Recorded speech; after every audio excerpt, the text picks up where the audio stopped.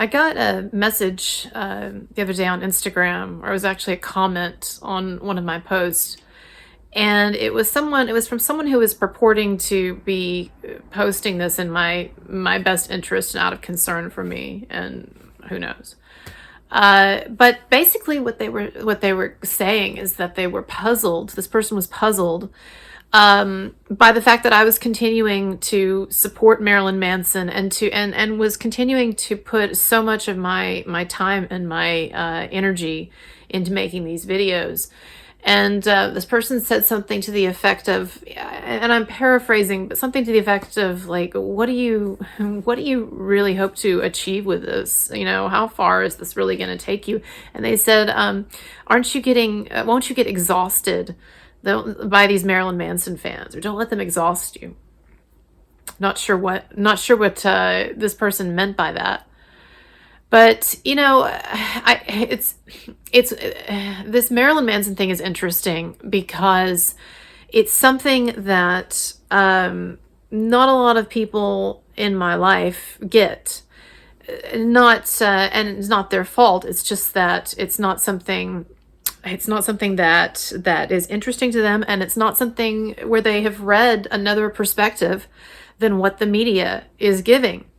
And so, from the perspective of people who don't know about this, then it sounds like you're just being a rape apologist and an abuse apologist, or that you're some kind of a rabid Marilyn Manson fan. I mean, those are the kinds of the assumptions that some people, make about me. And so, it's interesting because I get that a lot also on Instagram and the comments in my YouTube.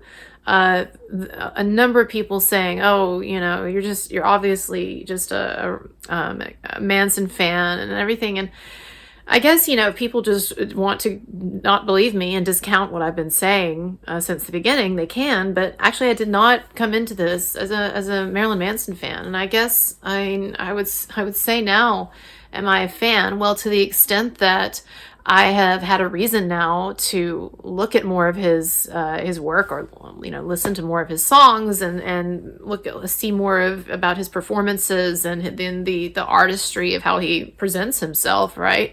I mean, just some of these photographs that I see on Instagram of the different costumes and the different appearances that he presents, very artistic, right?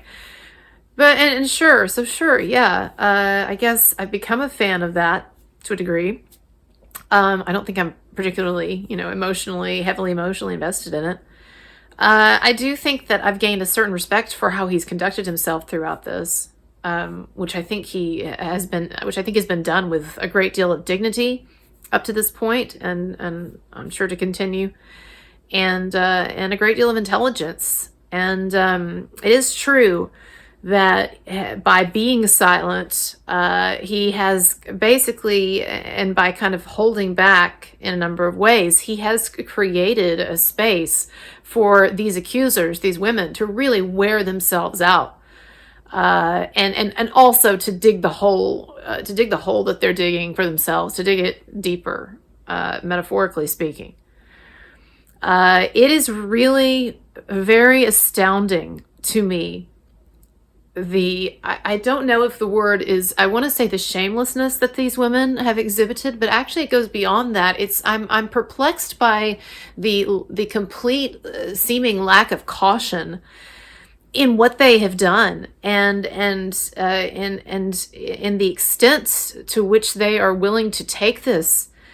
And it is really astounding in a number of ways. Even though it shouldn't be, right? Even though I say all the time on my channel that in this new media age that we are in, that this kind of stuff is going to become more and more the norm, where you have these entire false media narratives created. I've talked about this in some of my videos, including one of my philosophy of media videos. Maybe I'll link to it below, because I think it's a really good video, even though not many people watched it.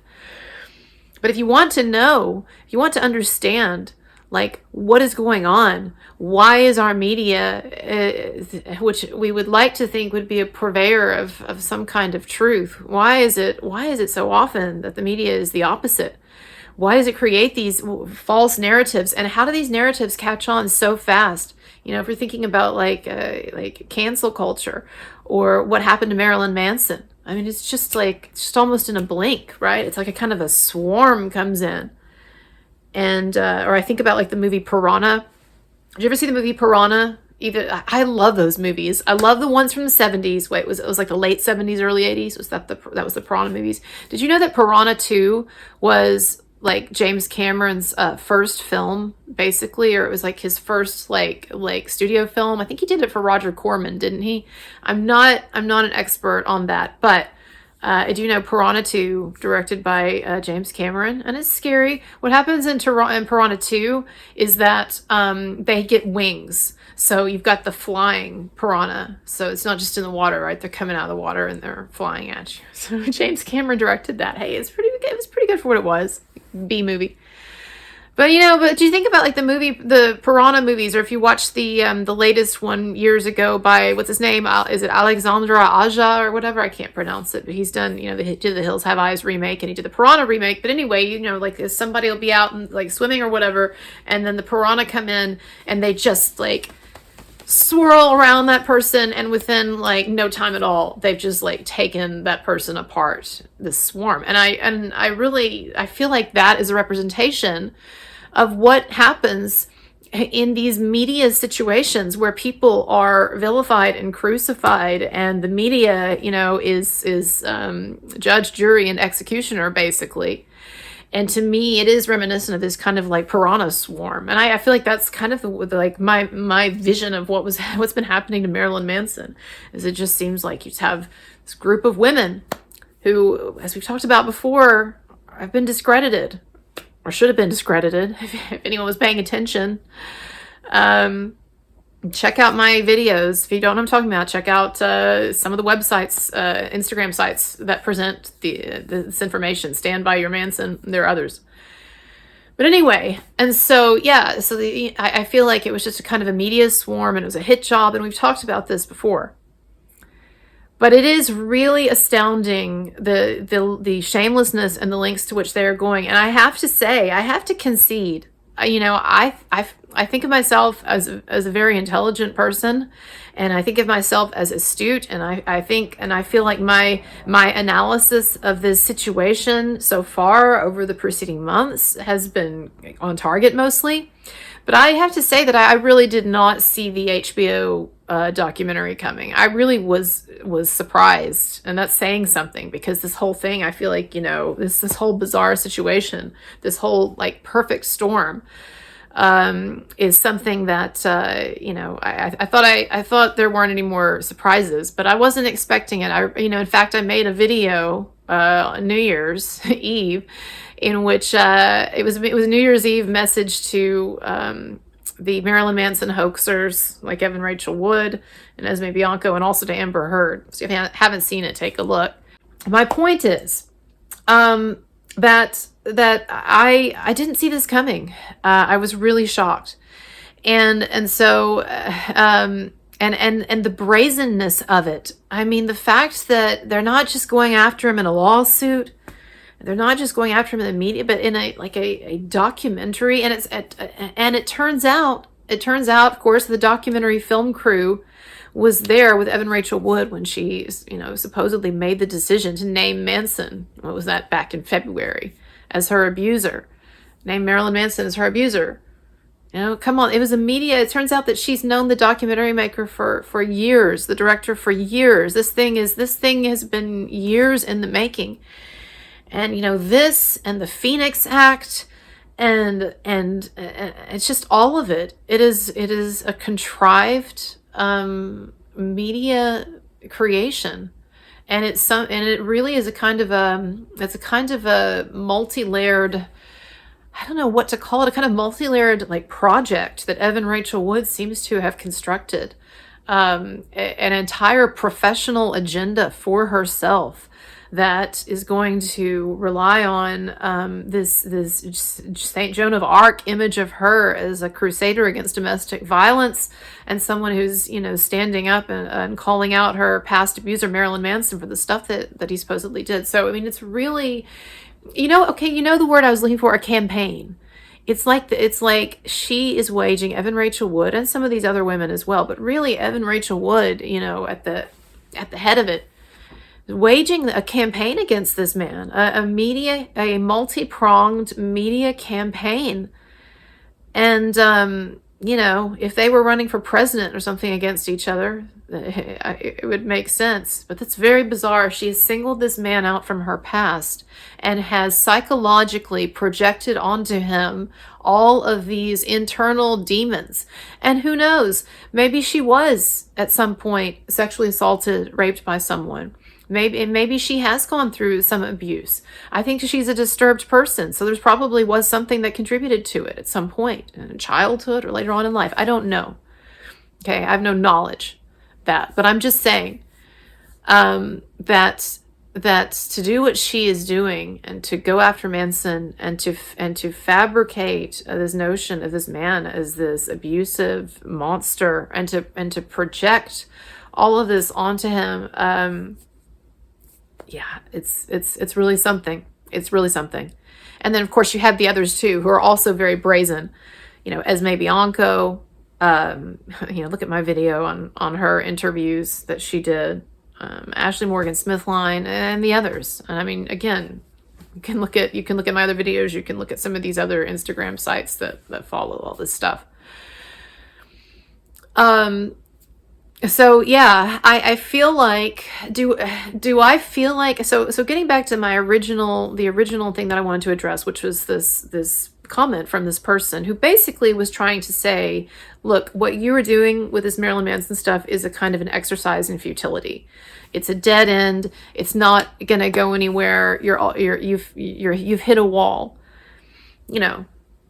Well, and what I would say is a couple of things. I mean, first of all, I feel like for a YouTube channel that's only a year old, I've experienced a tremendous amount of growth, mostly through my focus on the Marilyn Manson stuff.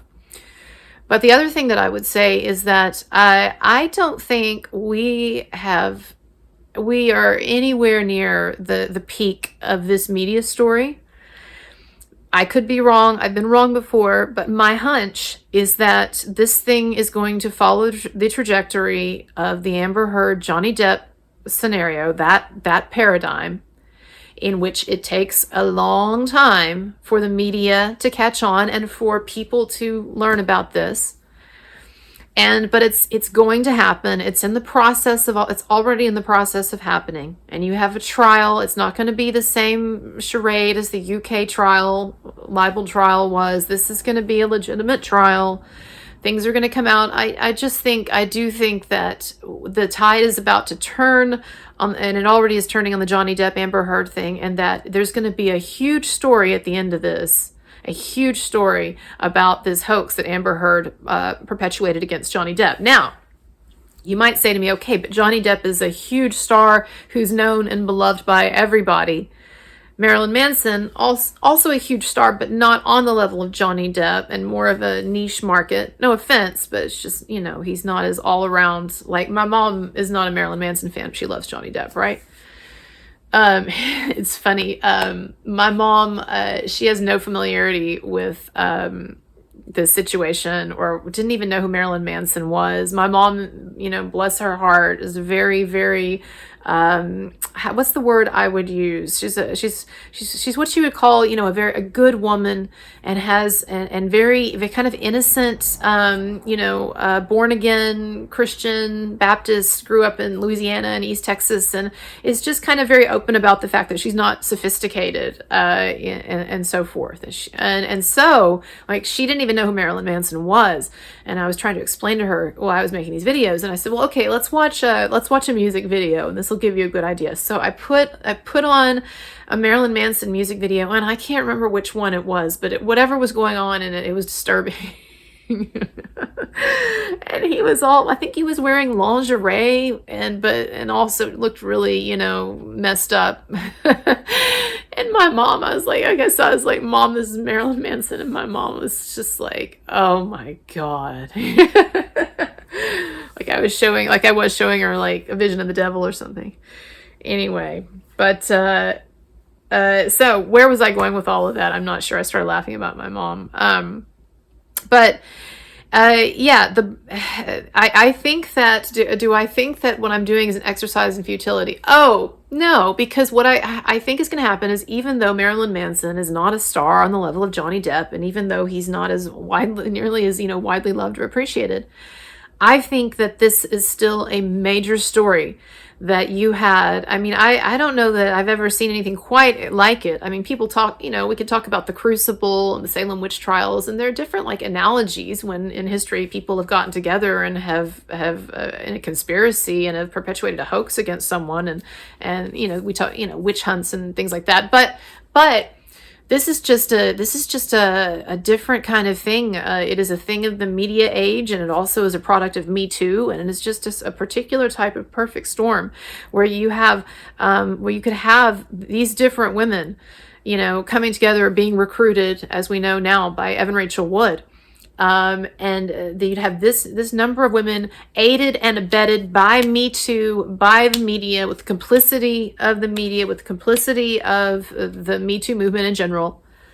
And where you would have this kind of perfect storm come together, and then where it could flourish, and where people would give it a pass, like the media are giving these women a pass. When really the real story here is this conspiracy that this group of women are perpetuating against this man, this hoax, this man who did not abuse them. Marilyn Manson did not abuse them. And there is evidence to back up, there's no evidence to back up their claims. And there's evidence to back up the idea that he's innocent. And so, that is a huge story. And it doesn't matter if Marilyn Manson doesn't have the level of popularity as Johnny Depp, or the level of general applicability, for most people in society. It is a huge story. And look, I mean, there are lawsuits and things like that, and we've talked about the LA police investigating and searching Manson's house and interviewing people and stuff. Look, there eventually are going to be consequences to this, all right, to what these women have done. I'm not possessed of any special information or anything per se, but I'm telling you that there are going to be consequences to this.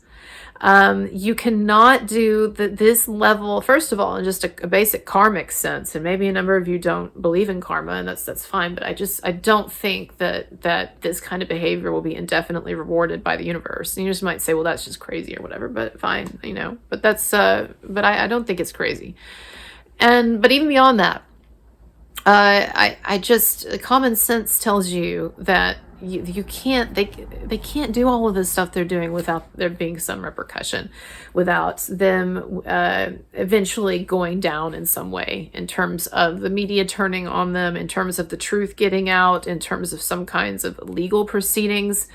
I have, again, no special information, but I would be extremely surprised if Marilyn Manson didn't at some point sue someone or some entities for defamation. Again, I have no special information, but that's just, I think that, look, this is a long road. There's a saying, it takes 100 hacks to take down a tree. You imagine someone with an axe trying to cut down a tree. And no, we're not talking, it's metaphorical. Come on, we're not talking about violence or anything toward anyone, right?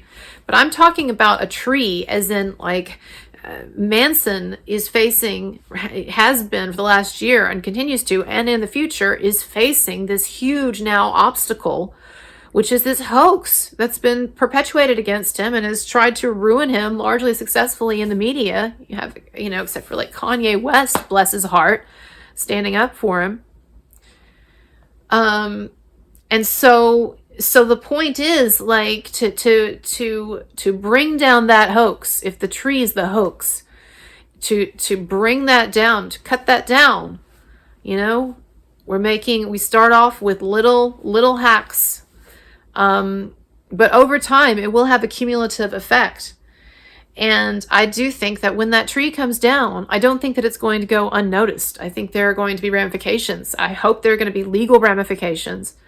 When I talked to that detective, I decided not to, like I said, I had taped my side of the conversation when I talked to that LAPD detective. But I decided not to air it. But I will say that one of the things that I asked him, I said, look, in a situation, just leaving aside Marilyn Manson stuff, but just say, hypothetically speaking, in a situation where you had a group of women perpetuating a hoax, a kind of conspiracy of lies against a man like this, or, well, against a man, hypothetically. I said, are there legal ramifications? Does the law not care? People go around making up shit about other people and creating, and demanding, that the police do something and ruining someone's reputation and all of that. Basically, what he said is, that the kinds of resources and the level of resources the amount of resources that they're having to devote to something like this, that, it would not be looked kindly upon if all of that were for nothing, or were for a hoax, a calculated hoax. And, that there are things like what happened with Jussie Smollett. There are penalties like the filing of false police, the penalty for filing a false police report and so forth. Now, again, he wasn't specifically referring to the Manson thing. It's a hypothetical, as it was presented to him, and, and so forth. And then there are other things said, but I don't want to get into it. But I'm just saying, like, maybe it'll be something legal, like with the Jussie Smollett thing, in terms of like criminal law. Maybe it'll be something civil. I do think it'll be something civil, defamation, and like what's going on with Amber Heard. Maybe at the very least, these lawsuits against Manson, they're going to produce like a process by which, evidence will be produced in this process, and things are going to get out. And these girls, these ladies, they are playing a high stakes game, and I just wonder if they really know what they're doing. Because, like I said in my last video, and I know I didn't see the HBO thing coming, but I will stand by most of what I said in that video. And one thing I will stand by is my feeling that even despite the HBO thing, that the benefits of this sort of thing are front-loaded. And just like with Amber Heard, Amber Heard got several years. People forget how long the Amber Heard Johnny Depp thing has been going on. Been going on a long time, all right? And Amber Heard, in those early years, in those early several years, she got a lot of mileage out of this story of being an abuse victim. Remember, Johnny Depp let things go by for a while, for several years, before he sued her, and he started the ball rolling with some of this stuff. So Amber Heard, for a while, it looked like she had really done a number on Depp, and that she was going to get away with it. And she abetted totally by the media and by the ACLU and by all of these different, I hate to say it, those of you who are liberals, but these different liberal organizations, I don't know. I don't want to get political. But it looked like she was going to get away with it. It did. But she didn't. Or she's not, okay? She's just not. And that's the feeling, really, that I have about this. And already she's toxic in Hollywood. After Aquaman, she's not going to have anything. She's done. And I think after this trial, in more ways than one. And then it's going to be this big media story. The big media story is going to be this hoax, this thing that Amber Heard did. Can you believe that this young starlet was, perpetrating a hoax against this big beloved movie star? It's going to be a big story, and the media is going to be late to the party, but it's going to be a big story. So you know what? I have to say, I see the same trajectory ultimately for this Marilyn Manson story. It may not achieve the level of coverage that the Johnny Depp thing has, although it's gotten a lot of coverage so far. Because there are a number of women involved in this, and because some of these women, like Evan Rachel Wood, have been so vocal and really just so assiduous in just keeping this up, this drumbeat, on her Instagram and in the media. And there's a documentary coming out. I mean, my God, Amber Heard didn't try to do a documentary. That is some balls there to do. And no, no insult intended to people with balls. But that is some balls there, that even Amber Heard didn't have the I don't know, the guts or the moxie or maybe the intellectual wherewithal to put together a documentary. Of course, maybe if she had been friends with Amy Berg, then Amy Berg would have been doing a documentary on her and her fight against, domestic violence and stuff several years ago. But this Marilyn Manson thing is a big story. And so in answer to this person's question, don't I feel like this is an exercise in futility, or that I'm going to run up against a wall, or that it's pointless? No, I mean, I feel like I have, in some weird way, some kind of lucky happenstance, I was able to stumble onto this story. And, actually, in fact, what I've thought about at times this past year during this process, is this scene in a movie that I really love. It's Frost Nixon. If you've seen it, you know what I'm talking about.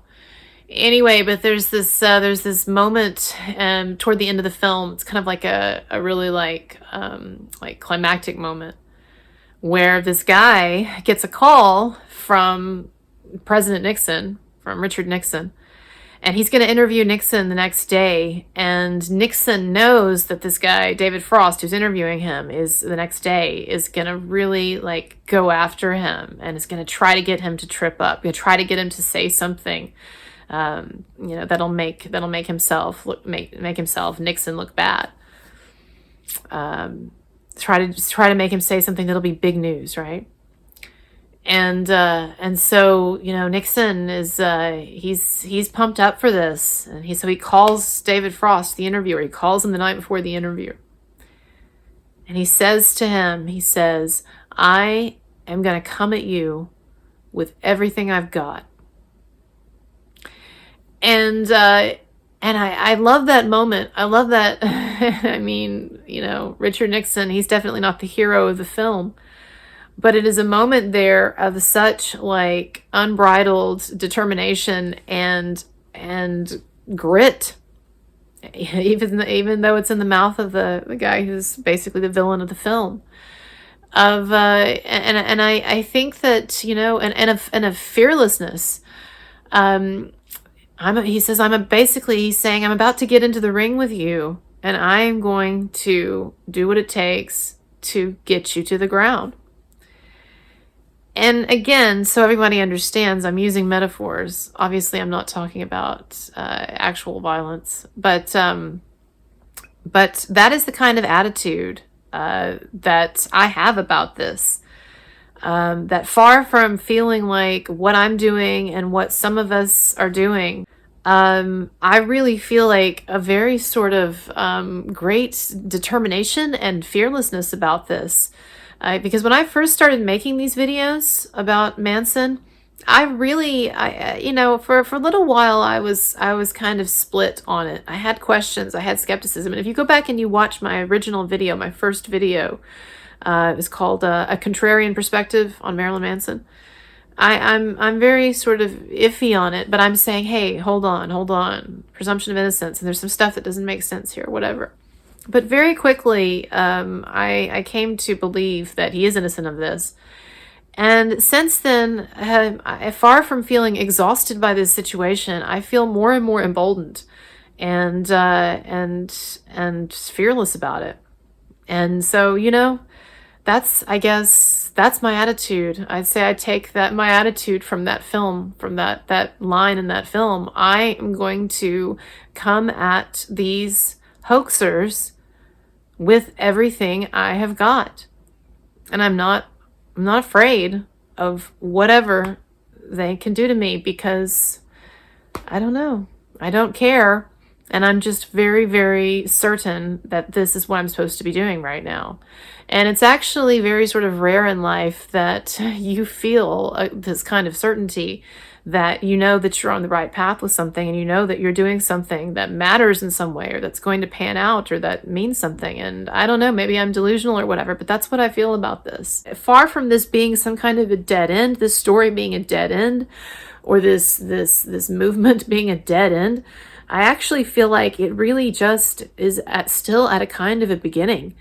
And I think there's a long road ahead, and that road will include, dealing with and pushing back against this HBO documentary, and it'll include a lot of other stuff.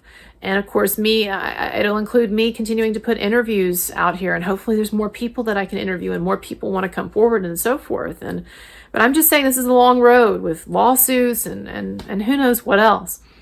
And so I actually feel like I've sort of signed on for a long-term project here that I think is going to go interesting places. And I think that where that's ultimately going to end up is with Manson being vindicated in a public way, in a way that is widely perceived and appreciated. And also, by the same token, that these women will, in some way, have to face consequences for what they've done.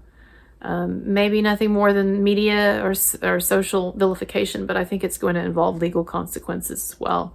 So, thank you everybody for watching this video. And as always, I do ask that if you enjoy my work and if you watch my videos, that you take just a minute and give me a tip or a donation on PayPal. I used to not ask for this. I thought it was like tacky or something, but like, I'm producing this stuff. I'm not being paid for it by Manson or any organization or anyone with him. It's just fan support. And in general, it's interesting how 99% of the people who watch don't ever donate. So I'm going to keep prodding like this. It's just part of the game. And it's how hopefully I'll grow my channel and be able to produce more videos, better videos, and more sophisticated stuff. All right. Have a good night.